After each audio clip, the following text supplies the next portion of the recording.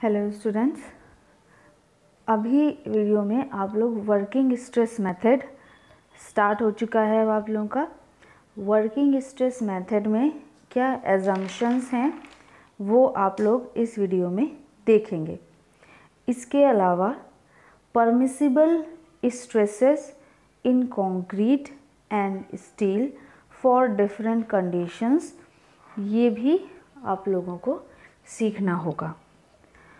तो जो working stress method है आरसीसी बीम का, वो पूरी तरह से इलास्टिक थ्योरी ऑफ बेंडिंग पे बेस होता है, जिसे हम लोग सिंपली स्ट्रेट लाइन थ्योरी भी बोलते हैं। ठीक, तो इलास्टिक थ्योरी ऑफ बेंडिंग या फिर स्ट्रेट लाइन थ्योरी भी बोलते हैं। इस मेथड में पहले भी मैंने आप लोगों को तीनों मेथड्स बताए हैं, जो कि working stress method, ultimate load method और लिमिट स्टेट मेथड। इन तीनों मेथड्स पे कुछ डिफरेंसेस या कुछ स्पेशल पॉइंट्स जो मैंने आप लोगों को बताए थे, उसमें वर्किंग स्ट्रेस मेथड पे हमने क्या बताया था कि वर्किंग स्ट्रेस मेथड जो है वो मटेरियल की प्रॉपर्टीज़ में वेरिएशन को कवर करता है। लोड में जो वेरिएशन हो रहा है उसके बारे में, उसको कवर करने के लिए कोई भी rules regulations working stress method में नहीं है।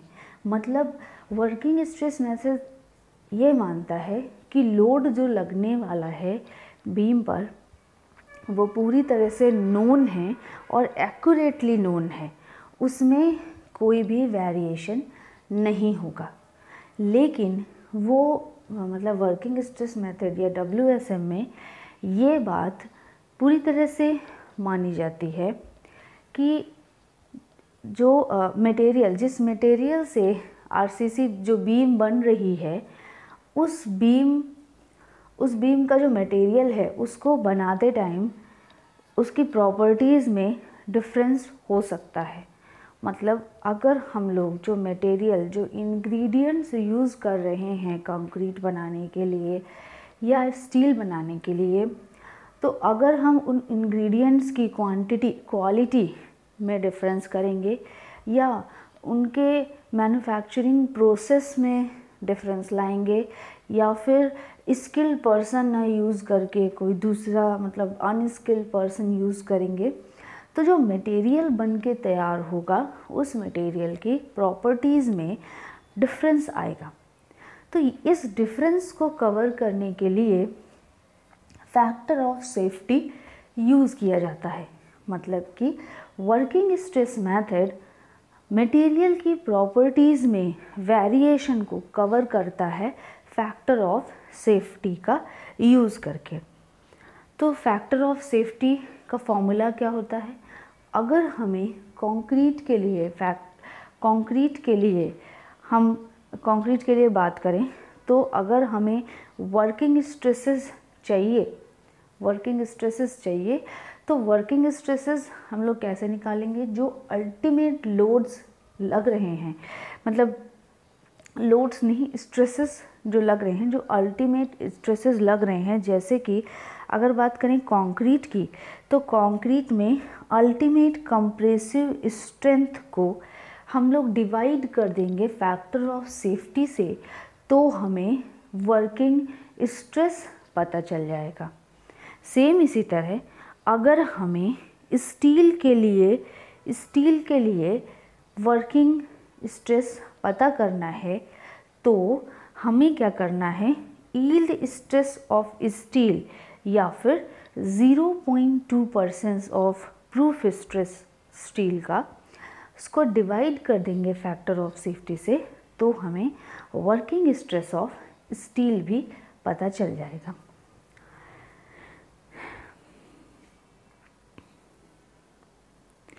वर्किंग स्ट्रेस मेथड का यूज़ जो है वो narrow range of stress strain curve के लिए किया जाता है, और ऐसे रीज़न पे किया जाता है जहाँ पर हुक्स लॉ वैलिड होता है, क्योंकि अभी एजम्पशंस स्टार्ट होंगे तो आप लोग देखेंगे कि इसमें स्ट्रेस प्रोपोर्शनल टू स्ट्रेन हम लोग मानते हैं। तो अब देखते हैं एजम्पशंस कौन कौन से यूज़ किए गए हैं। इसके पहले कोई भी मेथड जो है, कोई भी डिज़ाइन का जो मेथड होता है वो सेफ्टी कंसर्न होते हैं, उसमें कुछ सेफ्टी कंसर्न होते हैं।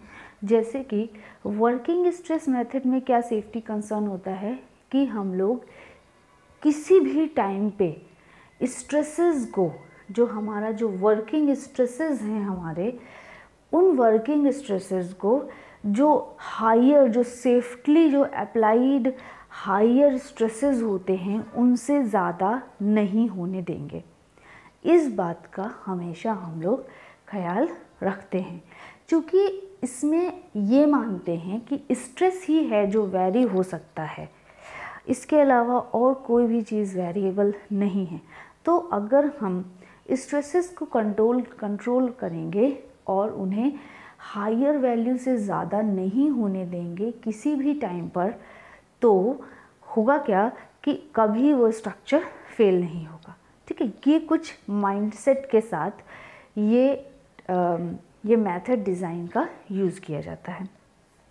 तो देखते हैं सबसे पहला एजम्पशन क्या है। A section which is plain before bending remains plain after bending। एक ऐसा सेक्शन जो कि बेंडिंग से पहले जो कि प्लेन था, तो बेंडिंग होने के बाद भी वो प्लेन ही रहेगा। ठीक है, उसमें कोई वार्पिंग वगैरह नहीं होगी। इसका क्या मतलब है कि न्यूट्रल एक्सिस के ऊपर और नीचे जो स्ट्रेन होगा, न्यूट्रल एक्सिस के ऊपर और नीचे जो स्ट्रेन होगा वो क्या होगा, डिस्टेंस के प्रोपोर्शन होगा। मतलब कि न्यूट्रल एक्सिस से जैसे जैसे हम लोग दूर जाते जाएंगे, मतलब न्यूट्रल एक्सिस से डिस्टेंस बढ़ती जाएगी, तो सेम उसी रेशियो में हमारा स्ट्रेन भी बढ़ता जाएगा। ठीक है, मतलब न्यूट्रल एक्सिस पर वैल्यू होगी 0 स्ट्रेन की, और जैसे जैसे हम न्यूट्रल एक्सिस से दूर जाते जाएंगे, चाहे हम न्यूट्रल एक्सिस से ऊपर की साइड जा रहे हों या न्यूट्रल एक्सिस से नीचे की साइड जा रहे हों, दोनों ही साइड लीनियर वेरिएशन होता है। तो इस एजम्पशन के हिसाब से जो स्ट्रेन डायग्राम बनेगा सेक्शन का, वो कैसा बनेगा, अगर सेक्शन ये है और ये इसका न्यूट्रल एक्सिस है, तो इसका स्ट्रेन डायग्राम कैसा बनेगा, ऐसा बनेगा, कुछ ऐसा बनेगा। मतलब न्यूट्रल एक्सिस पे वैल्यू होगी 0 और न्यूट्रल एक्सिस से ऊपर और न्यूट्रल एक्सिस से नीचे लीनियरी वेरिएशन होगा स्ट्रेन का। ये पहले एजम्पशन का मतलब है। अब सेकेंड एजम्पशन देखते हैं। तो सेकेंड एजम्पशन क्या कहता है कि कंक्रीट और स्टील रेनफोर्समेंट में परफेक्ट बॉन्डिंग है। मतलब कि जितना स्ट्रेन कंक्रीट में प्रोड्यूस, मतलब जितना स्ट्रेन स्टील में प्रोड्यूस होता है किसी लोडिंग की वजह से, बेंडिंग की वजह से, जितना स्ट्रेन कंक्रीट में स्टील में प्रोड्यूस होता है, सेम उतना ही स्ट्रेन कंक्रीट के पास का जो स्टील के पास का जो कंक्रीट है उसमें भी प्रोड्यूस होगा। मतलब अगर ये एक सेक्शन है और इसमें ये कंक्रीट ये स्टील लगा हुआ है, तो इस स्टील में जो स्ट्रेन होगा, वही इसके पास का जो कंक्रीट है उसमें भी स्ट्रेन होगा। ये परफेक्ट बॉन्डिंग को एज्यूम करता है। ठीक है, तो सेकेंड एजम्पशन का मतलब ये है। थर्ड एजम्पशन क्या है, all tensile stresses are taken up by steel and none by concrete. मतलब कि एक्चुअल एक्चुअल में क्या होता है, एक्चुअल में कंक्रीट की बहुत थोड़ी सी टेंसाइल स्ट्रेस बियर करने की बहुत थोड़ी सी कैपेबिलिटी होती है, लेकिन वर्किंग स्ट्रेस मेथड में उस कैपेबिलिटी को निग्लेजिबल मानकर उसको हटा दिया जाता है और ये माना जाता है कि कंक्रीट एक भी टेंसाइल स्ट्रेस बियर नहीं करेगी और पूरा का पूरा टेंसाइल स्ट्रेस बियर करने का काम स्टील करेगा।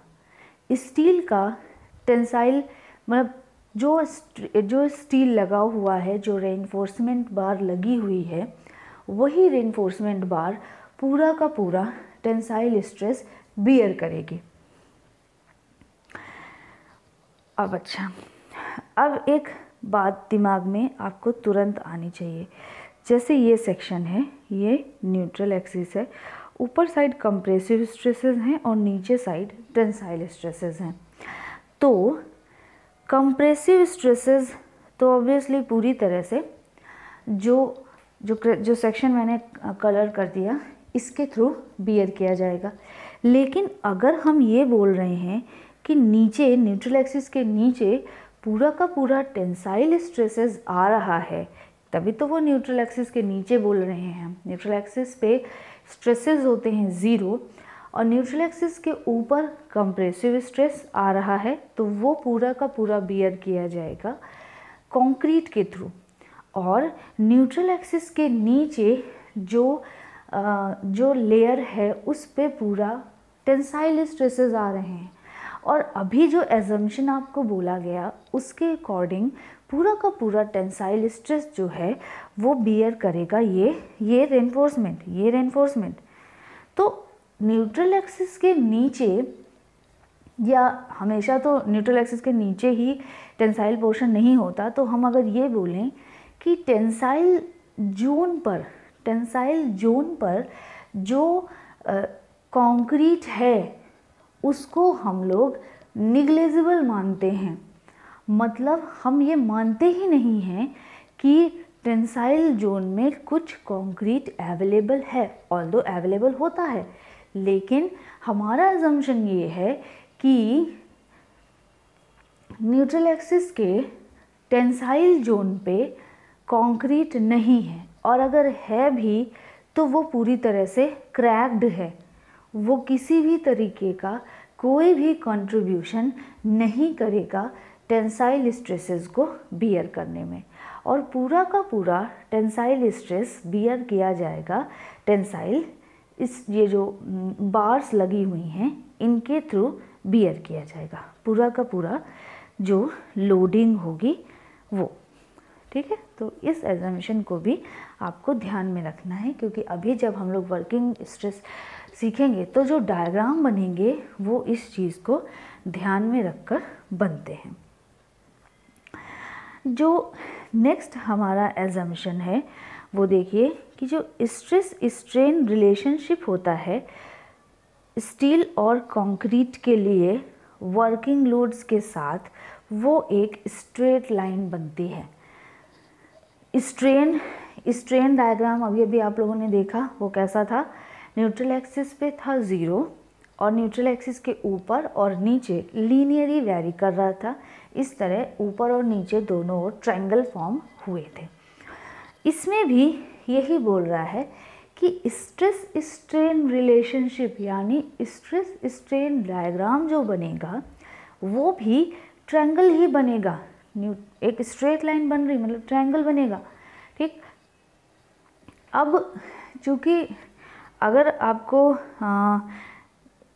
आपको बात ध्यान हो कि न्यूट्रल एक्सिस के ऊपर तो ठीक है, न्यूट्रल एक्सिस के ऊपर तो न्यूट्रल एक्सिस के जस्ट बाद से कंक्रीट आपको मिल रहा है, तो वहाँ पर तो ट्रायंगल बन जाएगा स्ट्रेस स्ट्रेन डायग्राम में। लेकिन न्यूट्रल एक्सिस के टेंसाइल वाले जोन में उसमें क्या है, उसमें तो न्यूट्रल एक्सिस देखिए बना देती हूँ तो समझ में आएगा।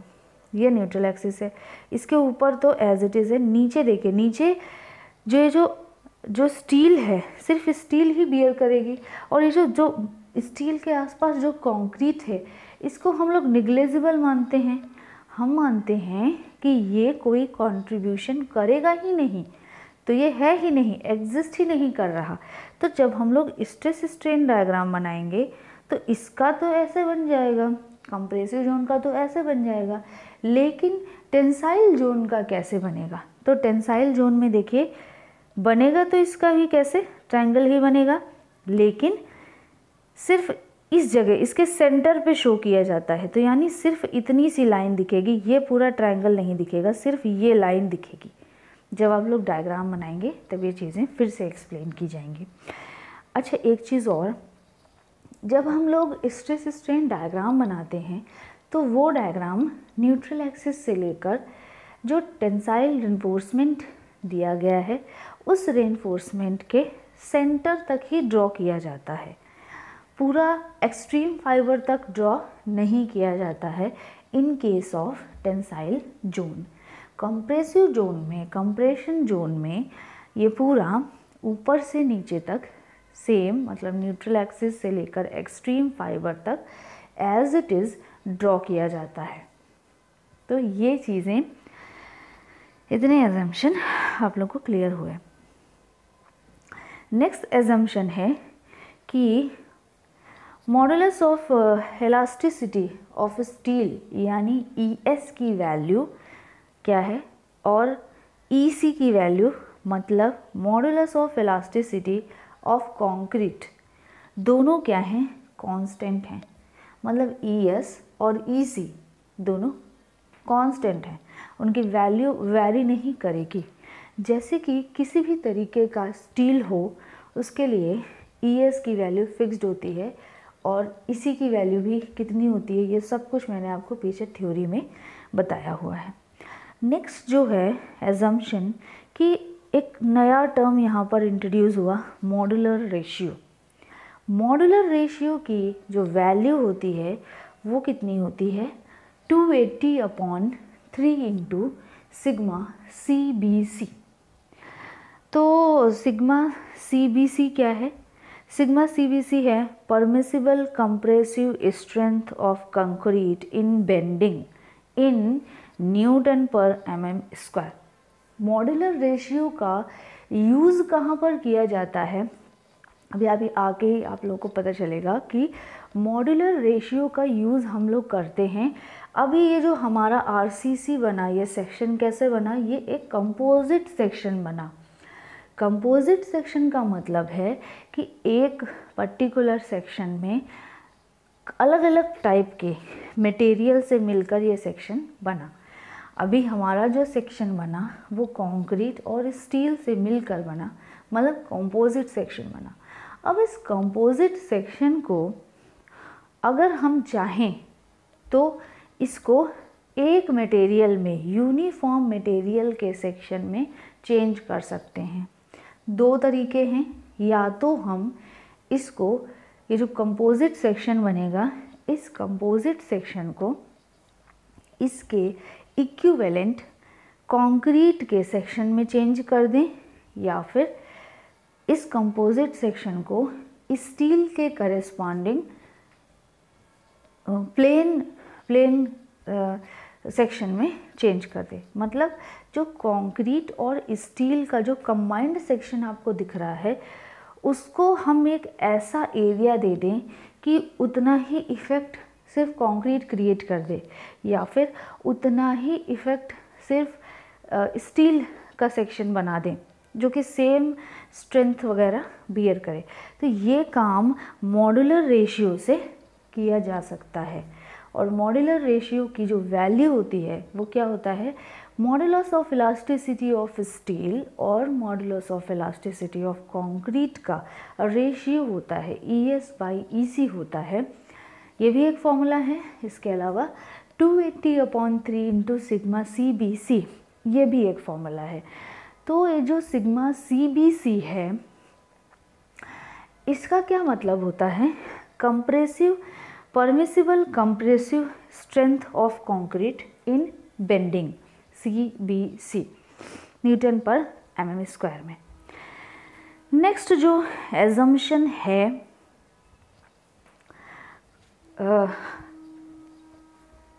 WSM में वो ये लिया गया है कि कोई भी स्टील और कंक्रीट दोनों में कोई भी इनिशियल स्ट्रेसेस नहीं होंगे। इनिशियल स्ट्रेसेस होते कब हैं, आप लोगों को अगर ध्यान हो तो प्री स्ट्रेस्ड कंक्रीट एक टर्म यूज़ किया था मैंने। तो प्री स्ट्रेस्ड कंक्रीट में हमने ये बात बोली कि प्री टेंशनिंग होता था।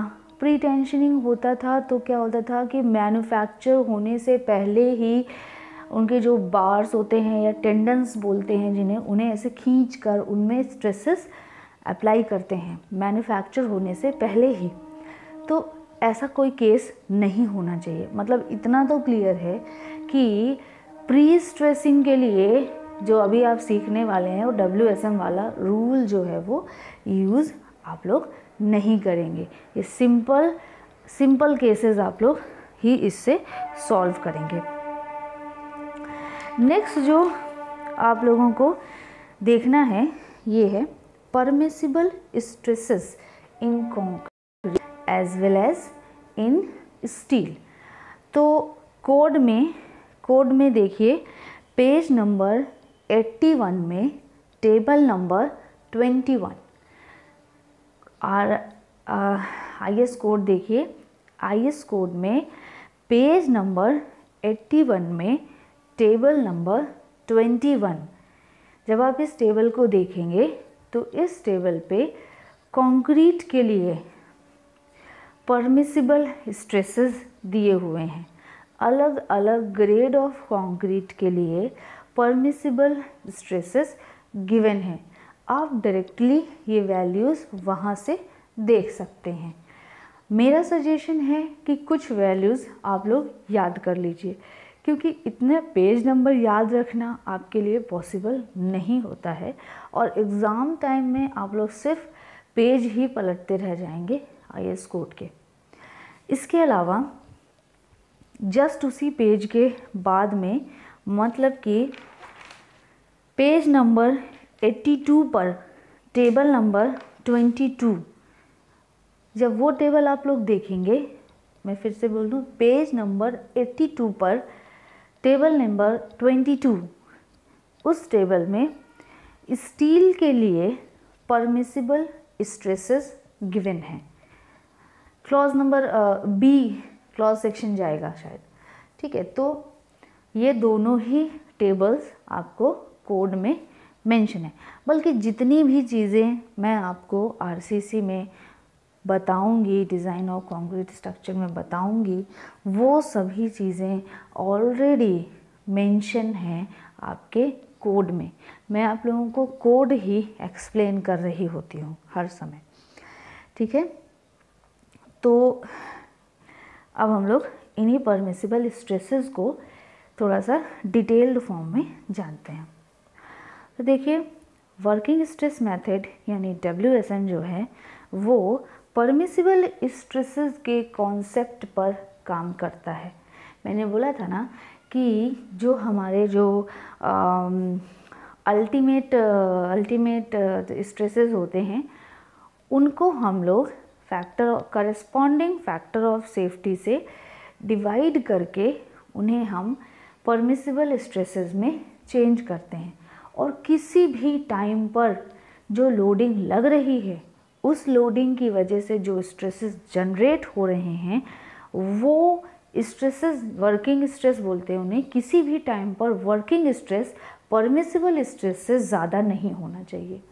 अगर वर्किंग स्ट्रेस परमिसिबल स्ट्रेस से ज़्यादा हो गया तो मतलब फेल्योर का कंडीशन होगा।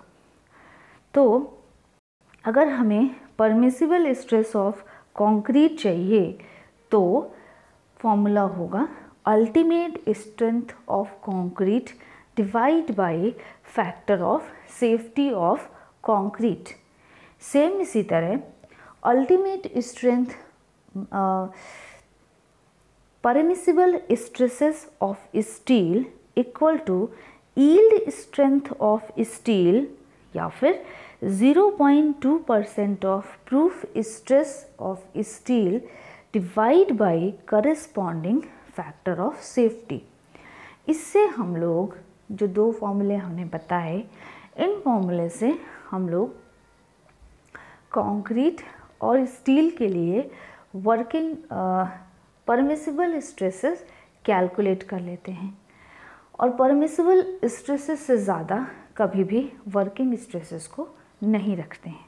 ठीक है, अब देखिए जो factor of safety word use किया गया, तो फैक्टर ऑफ सेफ्टी की वैल्यू कितनी होती है?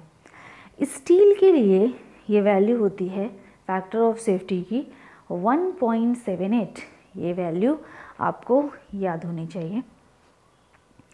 इसके अलावा कंक्रीट के लिए जो फैक्टर ऑफ सेफ्टी होती है वो बेंडिंग के लिए, बेंडिंग कंप्रेशन के लिए वो वैल्यू होती है 3, और डायरेक्ट कंप्रेशन के लिए ये वैल्यू होती है 4।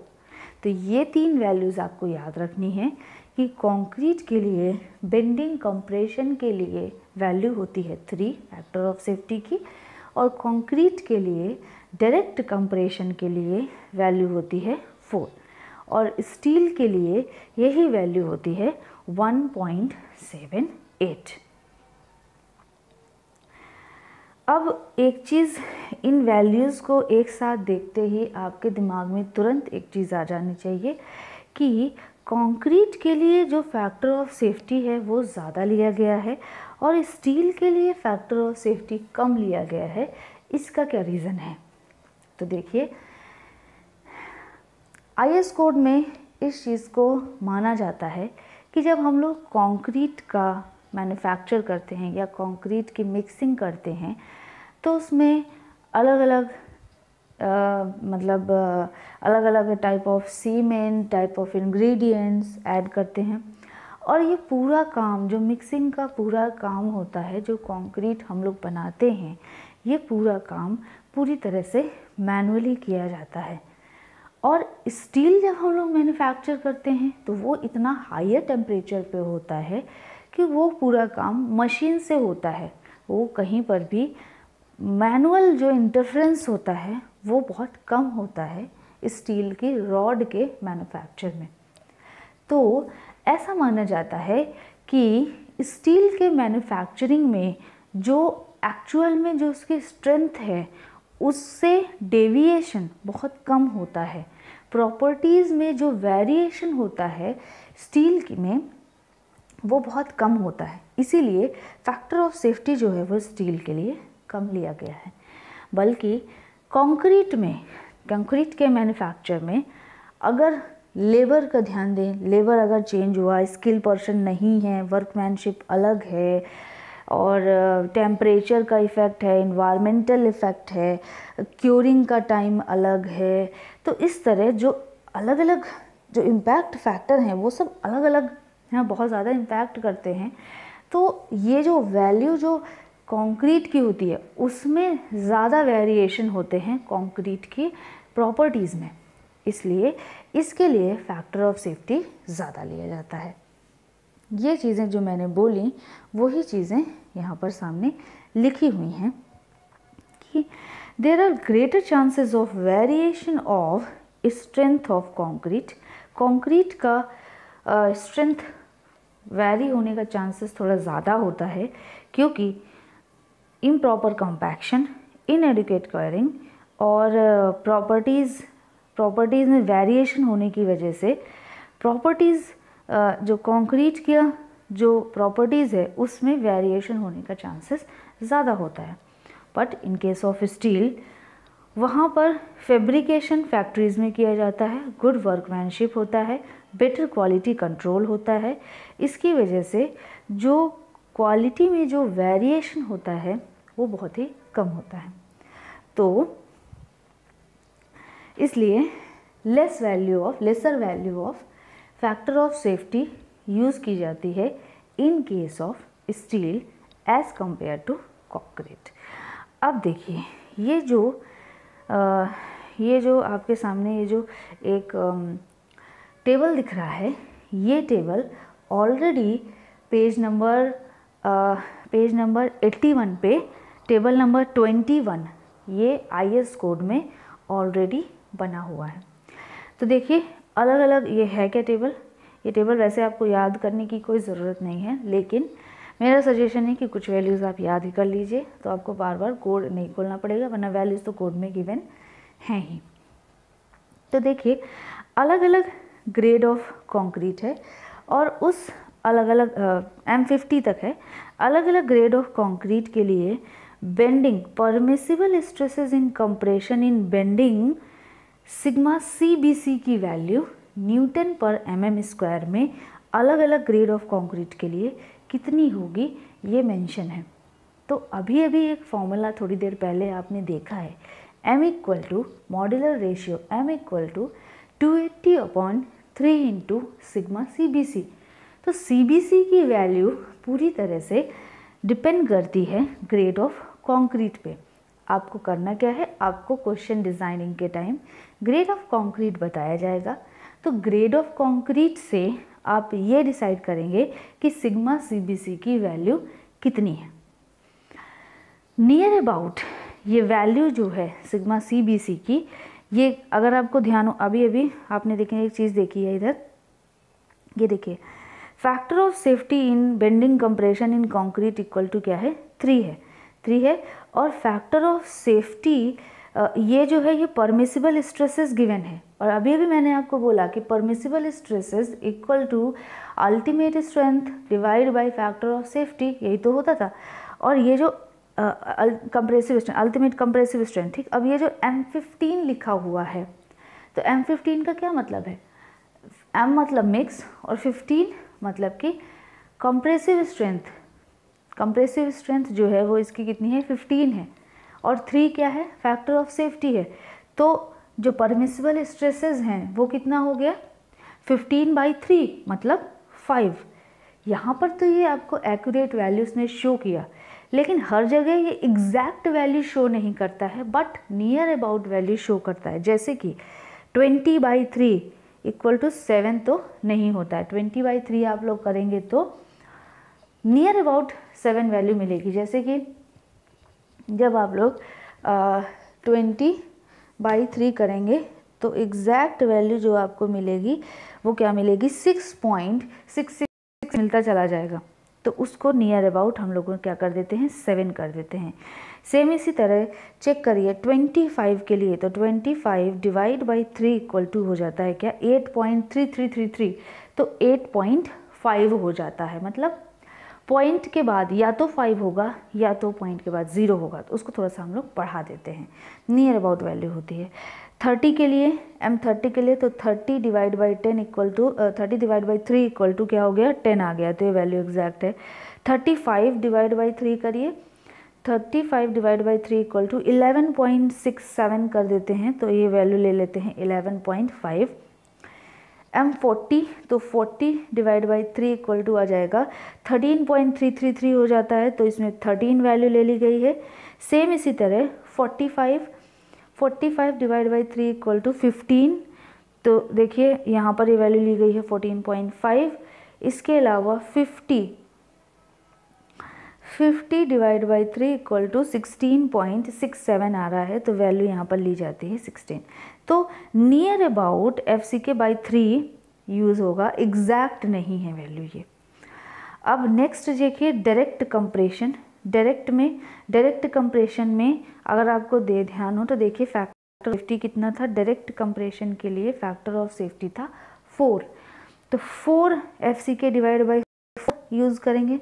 चेक करते हैं, 15/4 = आएगा 3.75, और ये वैल्यू यहाँ पर कितनी ली गई है, 4 ली गई है। नेक्स्ट के लिए चेक करिए 20 के लिए, 20/4 करेंगे तो वैल्यू आएगी 5, जो कि एग्जैक्ट वैल्यू है 5। 25 के लिए करिए, 25/4 = आ गया 6.25, तो वैल्यू ली गई है 6। 30 के लिए करिए, 30/4 लेंगे तो वैल्यू आएगा 7.5, और यहाँ पर वैल्यू ली गई है 8। और 35 के लिए करिए, तो 35/4 = वैल्यू है 8.75, वैल्यू ली गई है 9।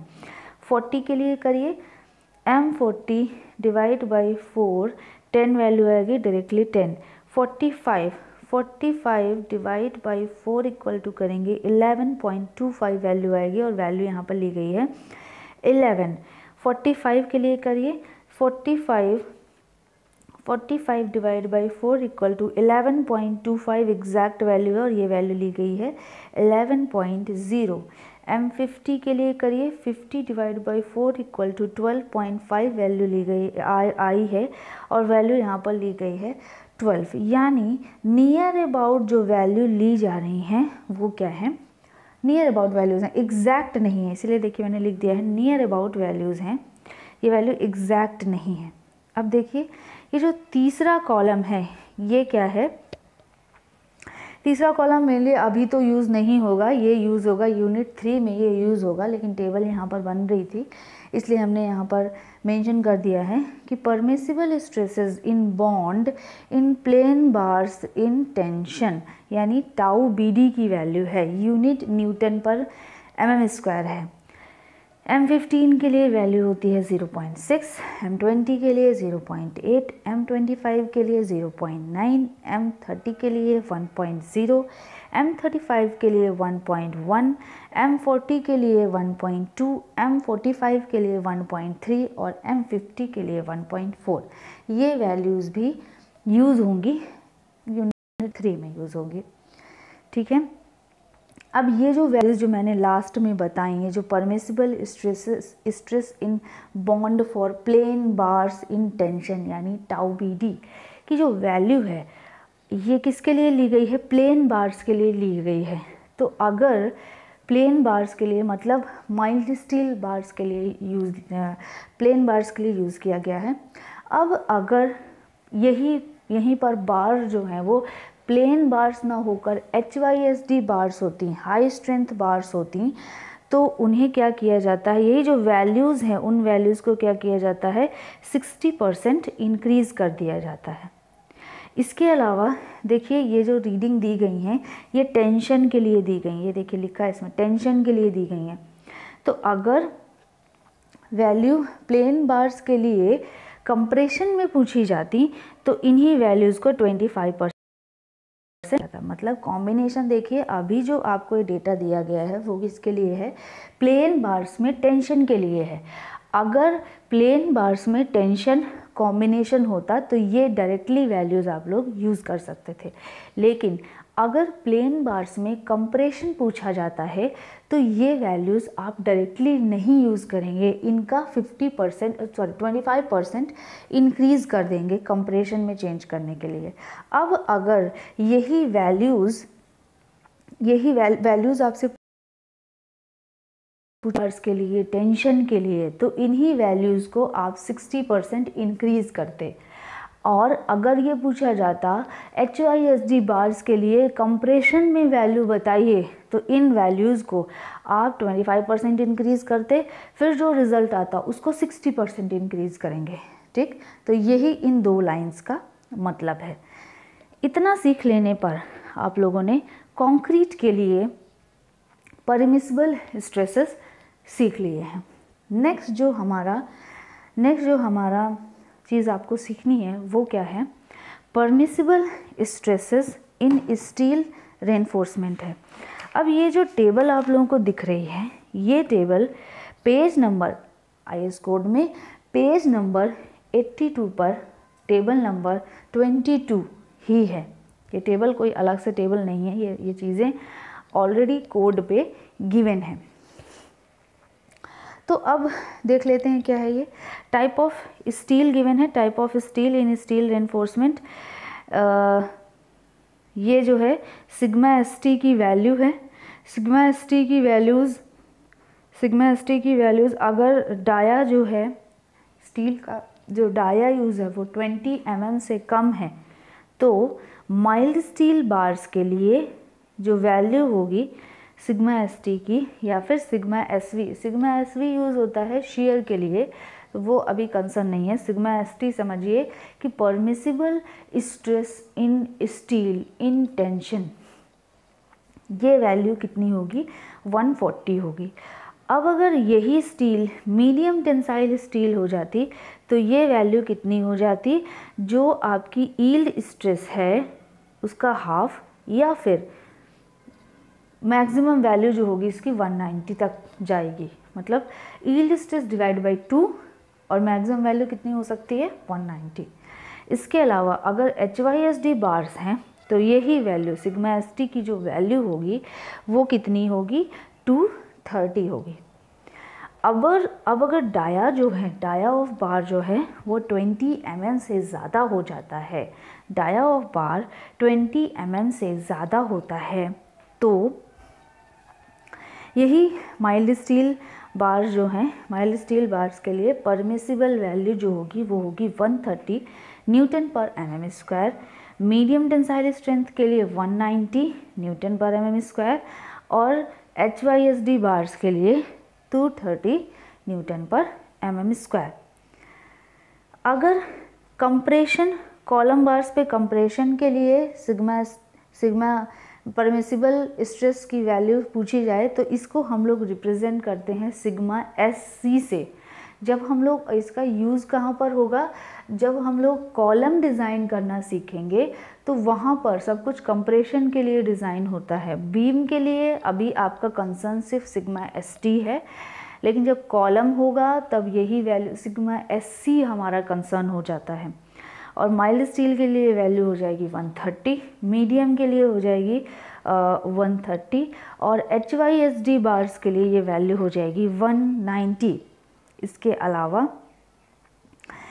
अगर बार्स में कंप्रेशन है और स्लैब है तो जो कंप्रेसिव रेजिस्टेंस होता है उसको भी कंसीडर किया जाता है, और जो कंप्रेसिव स्ट्रेस आता है उसमें क्या होता है, इन दोनों में से जो वैल्यू लोअर वैल्यू होती है उसको लिया जाता है, यानी 1.5 टाइम्स ऑफ मॉड्यूलर रेशियो या फिर सिग्मा SC। इनमें से जो लोअर वैल्यू ली जाती है उसे लिया जाता है। अब ये जो वैल्यूज़ जो यूज़ होंगी वो डबली रेनफोर्समेंट में यूज़ होंगी। तो जब डबली रेनफोर्समेंट जब आप सीखेंगे तो ये रूल आपको अच्छे से समझ में आ जाएगा। अभी आपको सिंगली सीखना है तो अभी ये हमारा कंसर्न नहीं है। ठीक, तो अभी के लिए आप लोगों ने सीखा क्या, आप लोगों ने परमिसिबल स्ट्रेसेस इन कंक्रीट और स्टील सीखा।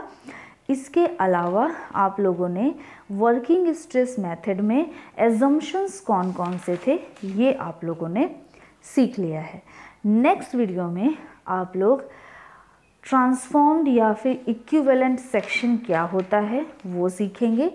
फिर सिंगली रेनफोर्स बीम का एनालिसिस सीखेंगे, जो कि ये सारे रूल्स आप लोगों को पूरी अच्छी तरह से याद रखने हैं, क्योंकि ये रूल्स यूज़ होंगे डिज़ाइनिंग में। ये रूल्स अगर आप नहीं ध्यान रखेंगे तो आप डिज़ाइनिंग जो है वो नहीं कर पाएंगे। तो थैंक यू क्लास।